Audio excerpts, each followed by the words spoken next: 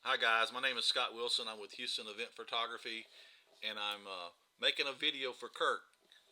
And this is my video on my workflow that I use for my drone pictures.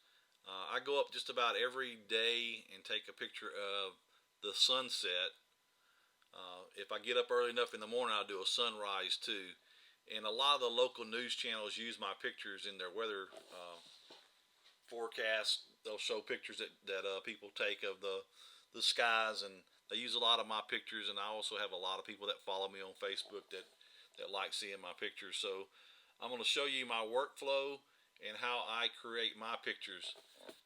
I got interested in drones about a year ago when Kirk started showing some pictures online that he was using his, and I went out and I bought one. And when I first started putting my pictures together, they looked horrible. They didn't look anything like Kirk's pictures did. So he put up a little tutorial, but he uses Bridge, and I don't use Bridge. I use Lightroom. Uh, I know I spend the $10 a month, and I have the Creative Cloud, so I get all the newest updates. And I really like some of the adjustments that I can make in Lightroom. I'm told you can do them in Bridge, but I don't know how. So I'm going to show you my workflow, and we'll just go from there. To start off, I bought a Phantom 3 Professional drone. It has a 12 megapixel still camera and a 4K video camera on it. And it takes amazing pictures for being such a small little camera. I don't know if you can see in this picture down here. I'm going to zoom in, but you can actually see the ducks in this pond. And I'm probably 150 feet up in the air when I take this picture. So it's really amazing all the detail that it will capture.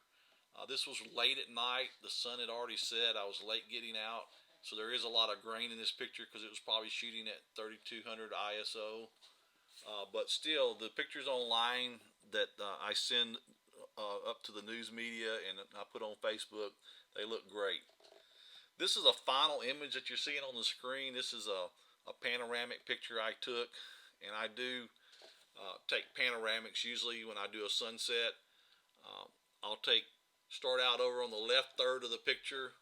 Um, I'll shoot this part of the frame, and then I'll turn my drone to the right a little bit, and I kind of capture the center part of it, and then I move it again to the right and capture the far right hand side of the panoramic.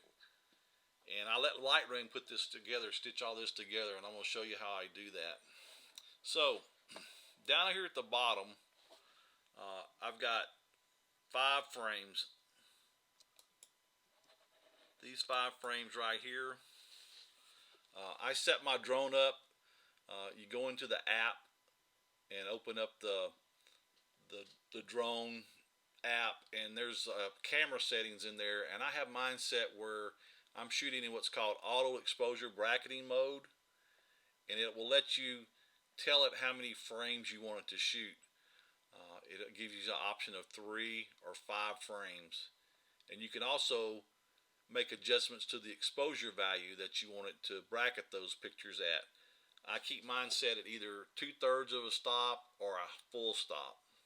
I think it'll go all the way up to 3 stops, overexposed or underexposed, but I keep mine at 1 or sometimes less, just depending. So you set that up in the app, and then when I take a picture, such as this one, this is the left third of the picture of the panoramic picture I showed you. It takes 5 frames and it brackets those 5 frames based on what your exposure value you have set. So I've got a normal exposure, and then I've got 2 exposures that are overexposed and 2 exposures that are underexposed, depending on the EV value that I set, which in this case I had it set at 2/3 under and 2/3 over. So take these 5 images, and I'm going to go up here at the top up here to photo, and I'm going to go to photo merge, and I'm going to say merge HDR. Now I'm going to let it do this to kind of show you how it works. But for the sake of time, I've already got all these images processed out. I keep my HDR options on auto align, and I keep my deghost amount either on low or medium.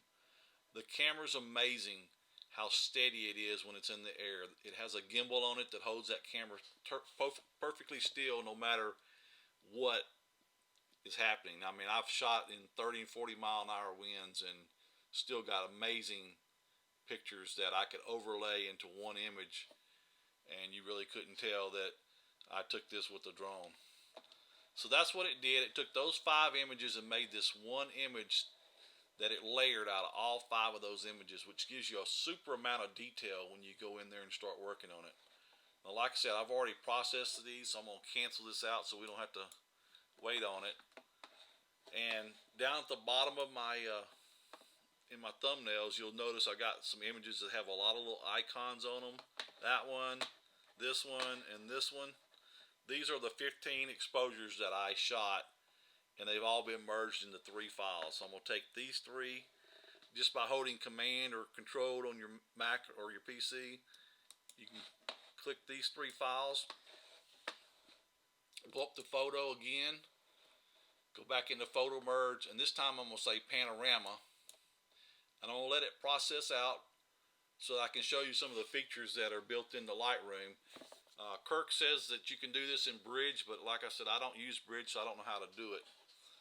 That was really quick because I'd already processed this picture one time before, but it normally takes longer than that.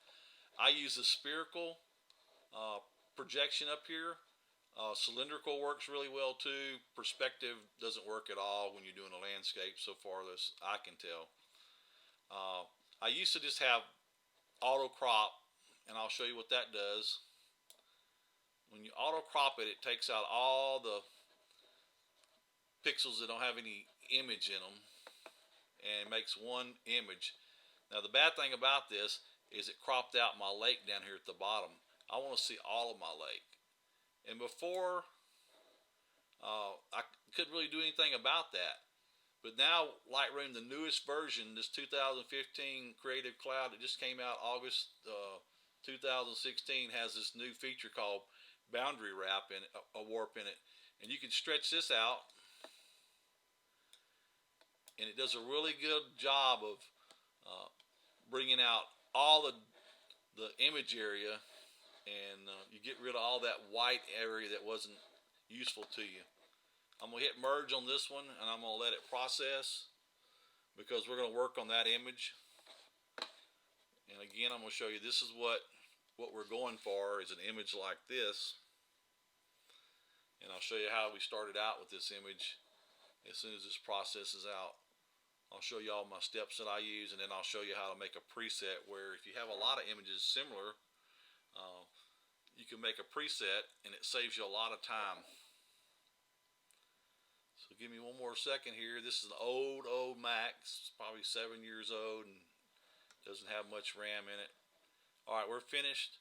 So I'm going to start out with this image. This is straight out of the camera. It's just all those images merged together. I'm going to go over here and I'm going to add some exposure to it because it was really late at night.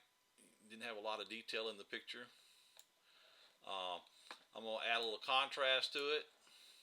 My highlights, this red area up here is my highlights. They're clipping right now, which means if I tried to print this on paper, the area that's red wouldn't lay any ink down.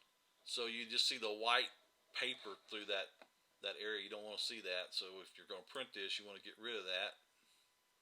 I'm going to lower my highlights down. I'm going to come down here into my clarity, and I'm going to give it some clarity. And I'm going to give it a lot of saturation. Bring out those oranges and those reds and blues in the sky. Again, it clipped a little bit, so I'm going to lower my highlights down a little bit more. You notice the skies are getting even more orange. Then I'm going to come down and I'm going to add a little sharpening to this. There's a lot of noise in this picture because, like I said, it was shot at almost dark and the ISO was probably 3200. So we're going to go ahead and do that. DJI does have a lens profile built into Lightroom, so if you enable that, sometimes it makes a picture look better, sometimes it makes it look worse. In this case, I think it warped it a little bit, so I'm going to turn it back off. Another cool feature, in Lightroom is this dehaze. I don't know if it's in Bridge or not.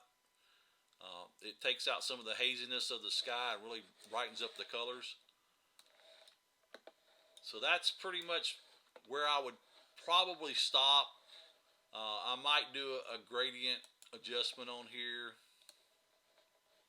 Do me a little bit of gradient adjustment, and if I do that, then I can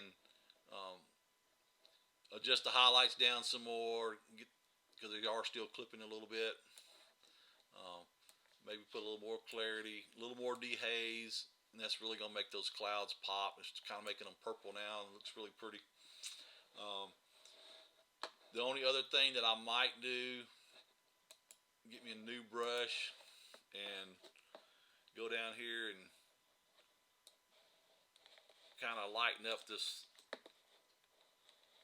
I'm not using my tablet, I'm using a mouse, so it's not real precise. I might go down here and in this lake and kind of lighten some of this up a little bit, lower my exposure down, and say done. And just for the sake of time, I'm going to go ahead and save this. I'm going to export it out. I leave mine in the same folder as my original pictures, and then I just put it in a subfolder called Proofs. I'm going to export that out so I can use this image online. And now I'm going to show you how to make a preset. So I'm going to show you, this is where we started. Reset this. I got the spinning wheel there. It's trying to do too much. This is where we started at, and this is where we kind of ended at. So I'm going to go over here and I'm going to hit this little plus mark over here, and if your panels are hidden, you just got this little arrow that hides your panels. Hit the little plus mark, and I'm going to call this one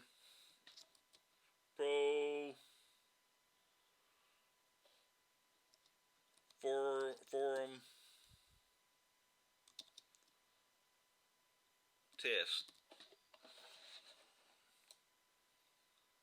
I'll leave everything checked that's checked and say create. Now I should be able to reset this picture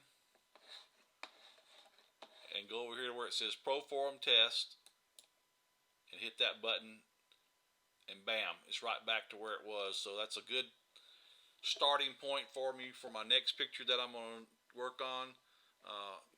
You'll notice I've got a whole bunch of presets in here. Some of them are more saturated than others, but that one's really nice, the one we just made. So that's how I do my workflow. If you have any questions, shoot me an email, and I appreciate you watching. Thanks.